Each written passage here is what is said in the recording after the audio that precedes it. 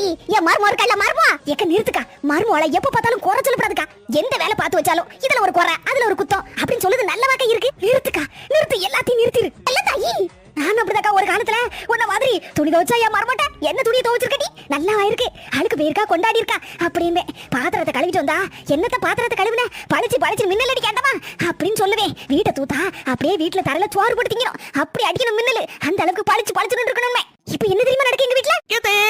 மர்மோல கட்டளை இடு காத்துருக்கேன்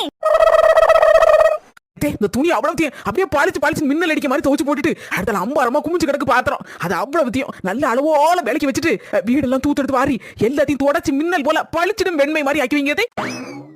நான் போய் ரெஸ்ட் எடுத்துட்டு இருக்கேன் இவ்வளவு வேலையை முடிச்சிட்டு சூப்பரா ஒரு இன்ஜினி மட்டும் போட்டு கொண்டு இருக்கேன் சரி மர்மோல போ பாத்தேக்கா இதுக்குதான் சொல்லுவேன் எந்த குறையும் சொல்லாத அதுக்கப்புறம் உன் மர்மம் உன் தலையில எல்லாத்தையும் கட்டிட்டு வாடிடுவா